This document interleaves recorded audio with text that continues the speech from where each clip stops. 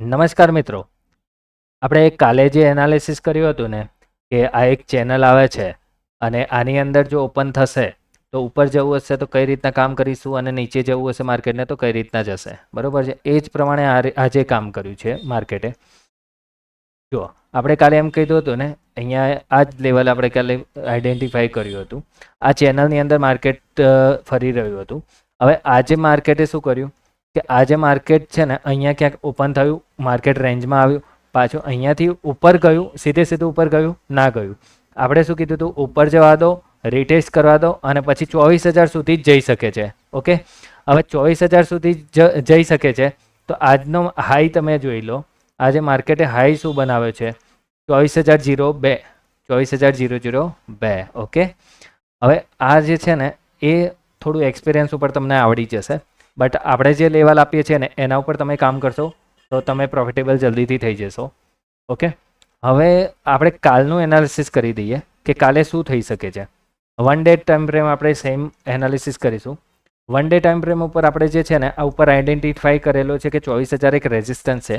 મને હજુ પણ નથી લાગતું કે કાલે માર્કેટ 24,000નું લેવલ તોડીને ઉપર ભાગી જાય 24,100, 24,200. ઓકે, હજુ 24,000 કાલે બ્રેક કરવાનો ટ્રાય પણ કરશે ને તો 24,070થી 80ના લેવલથી પાછું અંદર આવી શકે છે, કારણ કે માર્કેટ ઓલરેડી ઓવરબોટ છે. હવે અહીંયાથી તમે જોશો ને તો આ યુ પેટર્ન એક બનાવેલી છે.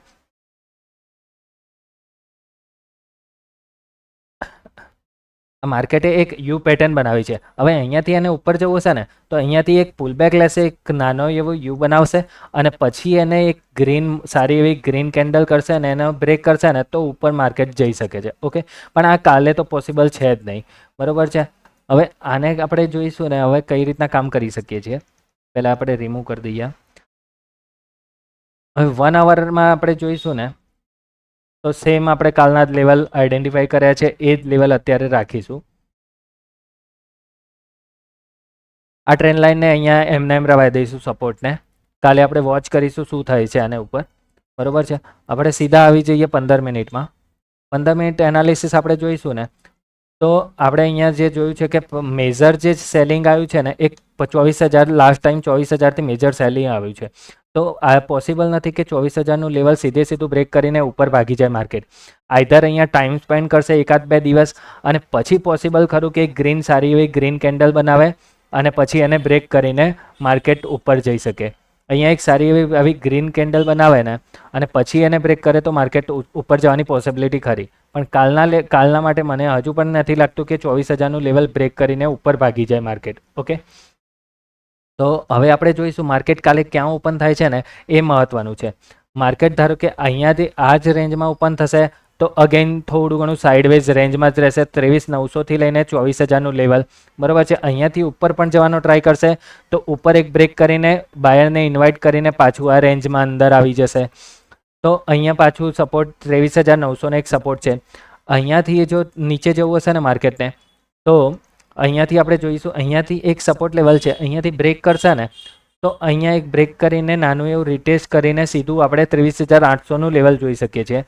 હવે અહીંયાથી પણ નીચે જવું હશે માર્કેટને તો અહીંયા એક ટાઈમ સ્પેન્ડ કરશે, બ્રેક કરશે, રિટેસ્ટ કરશે અને પછી સીધું 23,700નું લેવલ આપણે જોઈ શકીએ છીએ.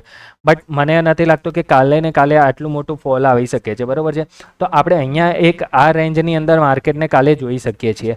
ક્યાંથી ક્યાં સુધી તો હું તમને ફરી વખત કહી દઉં, 23,800થી લઈને 24,000ના લેવલ આ રેન્જની અંદર માર્કેટ કાલે ફરી શકે છે. ઓકે, તો આપણે અહીંયાથી સેલિંગ આવશે એ તો ફાઇનલ છે, એ સેલર્સ એક્ટિવ તો થશે જ.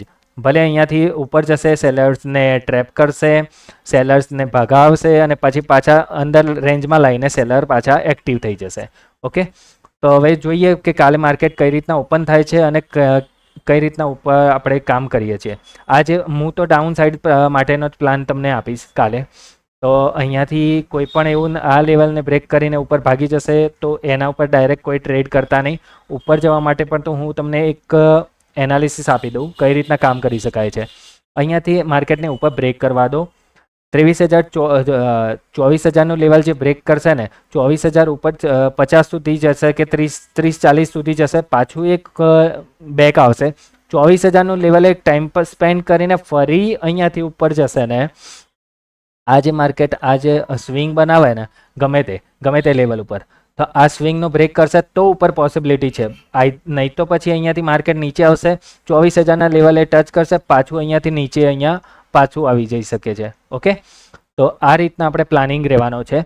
તો કાલે આપણે મળીએ ફરી નેક્સ્ટ એનાલિસિસમાં. ત્યાં સુધી આપણે છે ને વોટ્સઅપની લિંક પણ આપણે એડ કરી દીધી છે. તો વોટ્સઅપ ચેનલ, ટેલિગ્રામ ચેનલ 22 તારીખ સુધી આપણે અહીંયા નીટની એક્ઝામના લીધે કંઈક બેન થવાનું છે. તો કંઈ અપડેટ ના મળે એની અંદર તો આપણી યુટ્યુબ ચેનલ, ઇન્સ્ટાગ્રામ અને વોટ્સઅપ ચેનલ સબસ્ક્રાઈબ કરી લેજો, જેથી કરીને તમને કોઈ પણ અપડેટ મિસ ના થઈ જાય. ઓકે, તો મળીએ આપણે નેક્સ્ટ એપિસોડની અંદર, નેક્સ્ટ વિડીયોમાં. Thank you so much. By.